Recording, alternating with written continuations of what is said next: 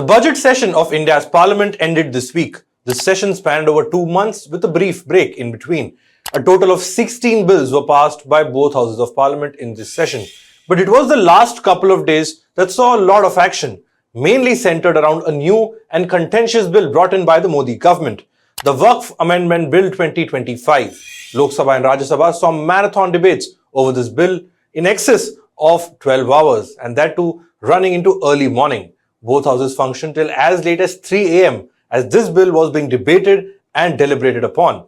For a change, there was no large-scale disruption or walkouts, just bold, fiery speeches from the government and the opposition, political allegations, counters to those allegations, subtle jibes, direct stinging attacks. The government and the opposition both had a point to prove, and we saw all of that play out in the Lok Sabha and the Rajya Sabha. For the Modi government, it was an opportunity to push through a significant bill with the support from their allies, which was the first major legislation of this kind under Modi 3.0. The final numbers of yes and no for this bill also indicate that nothing was left to chance. The opposition too was up to the task, taking on the Modi government over Waqf almost unanimously. India Alliance MPs were seen at their scathing best. Senior leaders like Mallikarjun Kharge, Rahul Gandhi, Akhilesh Yadav all took on the Modi government on not just Waqf, but also took the chance to call out the government on issues like Manipur and US President Donald Trump's retaliatory tariffs against India. In this video though, let's look at what the Waqf Amendment Bill plans to do and why is it so controversial. Hello and welcome to Simply Put. I am Shubham Chauhan. Let's get started.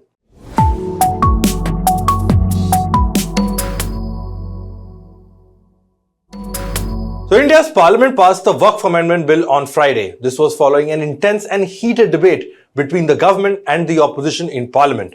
The bill was tabled in this session by Union Minister of Minority Affairs Kiren Rijiju earlier this week. Lok Sabha debated upon this first, followed by the Rajya Sabha. Speaking in parliament, Kiren Rijiju said that the government does not aim to snatch the land of Muslims through this bill, and he added that this bill was purely intended for property management. ये वक्फ board का जो प्रावधान किसी मस्जिद, किसी मंदिर, किसी धार्मिक स्थल का व्यवस्था का कोई लेना देना नहीं है। ये सिंपली एक प्रॉपर्टी का मैनेजमेंट का विषय है।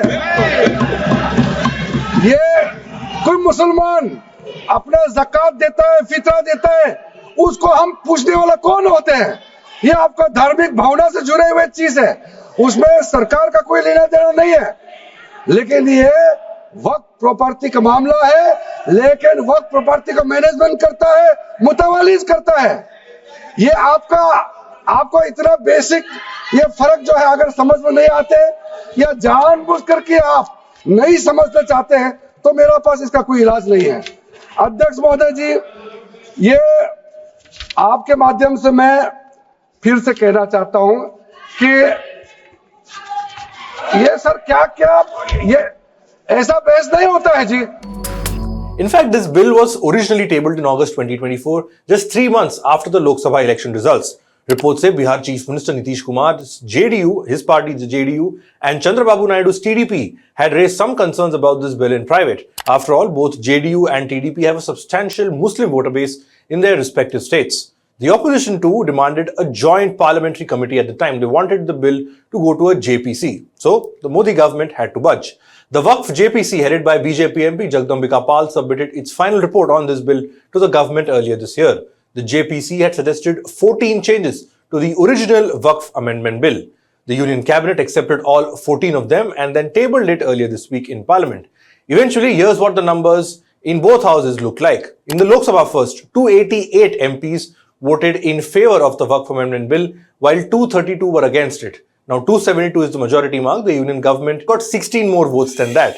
Support of parties like TDP and JDU, among others, ensured that this bill went through, especially at a time when the BJP doesn't have a majority of its own. So the Saffron Party has to rely on its allies in Parliament. Over in the Rajya Sabha, the defeat margin was even more narrow.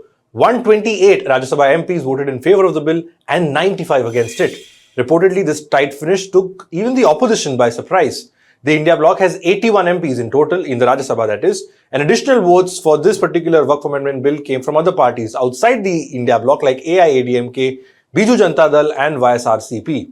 Now, as we record this video, the bill has been sent to the President of India, and once President Draupadi Murmu gives her assent, this bill would formally become a law. So what does the Waqf Amendment Bill actually do? Now, broadly, it gives the government a larger say in how Waqf properties are managed and regulated, including the settlement of disputes. But let's understand the background first. Like, what exactly is Waqf? The word itself, Waqf. It refers to a practice under Islamic laws where an individual donates property for charity or religious purposes. This property is then used for building mosques, madrasas, orphanages, etc. Now, notably, Waqf properties cannot be sold and transferred or used for any other purposes. The belief being that once a property is donated, it is transferred to and detained by Allah.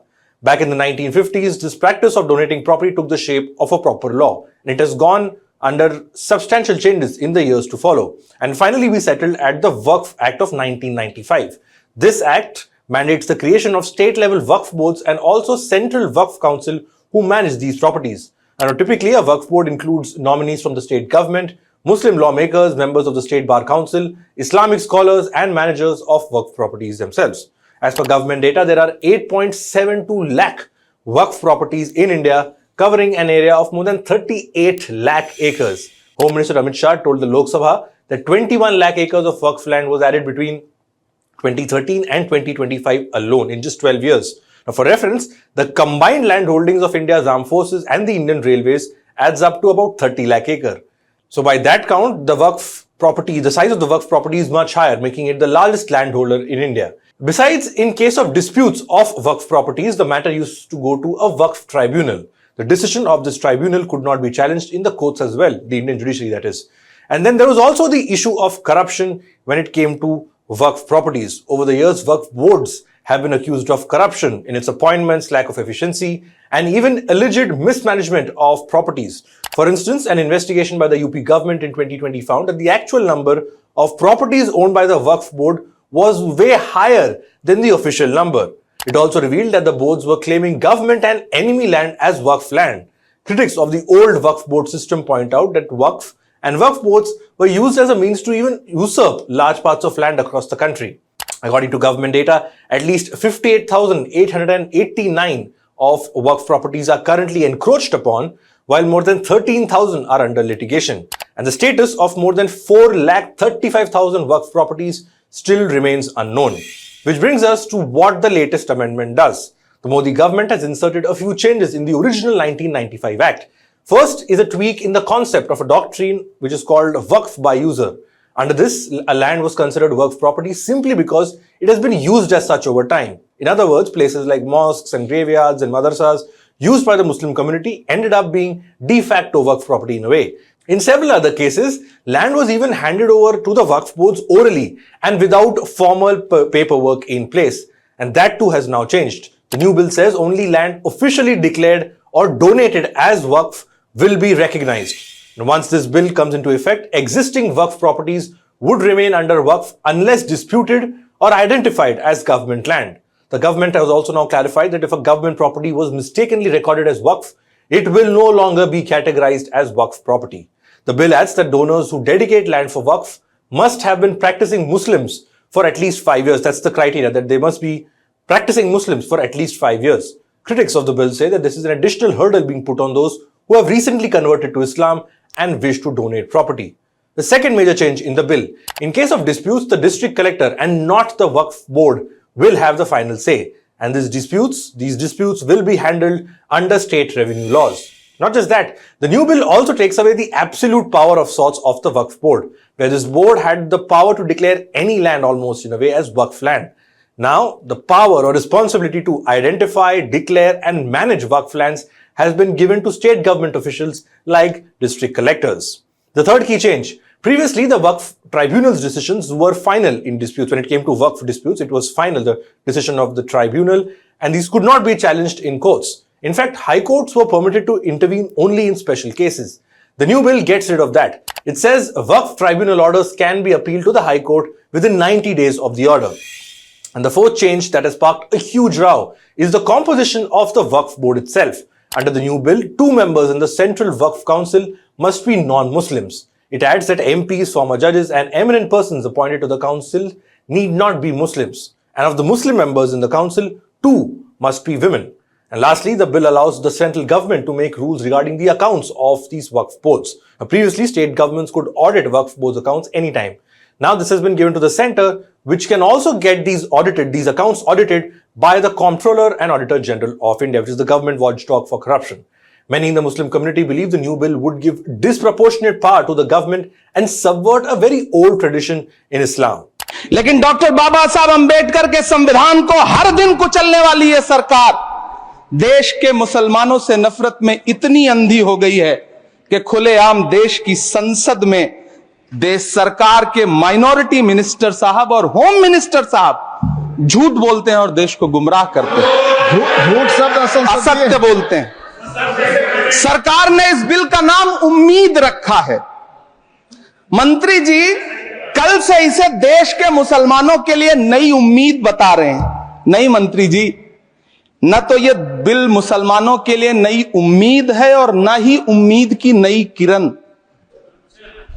सभापति महोदय, भाजपा ने पूरे देश में वक्फ के नाम पर कई सारे झूठ फैलाए हैं। The opposition, meanwhile, has stepped up its attack. Congress and AIMIM chief Asauddin Owaisi have knocked on the doors of the Supreme Court of India. Both the Congress and the AIMIM say these amendments by the Modi government are against the constitutional principles of equality and religious freedoms. The Congress party in its plea points out that the inclusion of non-Muslims in the Waqf Council and Waqf boards is not reasonable, and that similar interference is missing when it comes to Hindu or Sikh religious trusts. Meanwhile, the All India Muslim Personal Law Board has sought an urgent appointment with the President of India before she gives her assent to the bill. Protests against the new bill is also being seen in parts of the country. Visuals show large crowds gathering on the streets of Kolkata, Chennai and Ahmedabad opposing this new bill by the government. Reportedly, these rallies were organized under the banner of Joint Forum for Waqf Protection.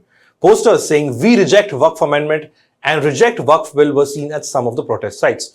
Although the government on its part maintains that transparency and reforming the Waqf as laid down by the law is their sole goal and not take away the freedom of Muslims and their practice of donating land for charity. The opposition, though, believes that given the reputation that the Modi government and the BJP has when it comes to treating Muslims, there is something seriously wrong with this Waqf Amendment bill.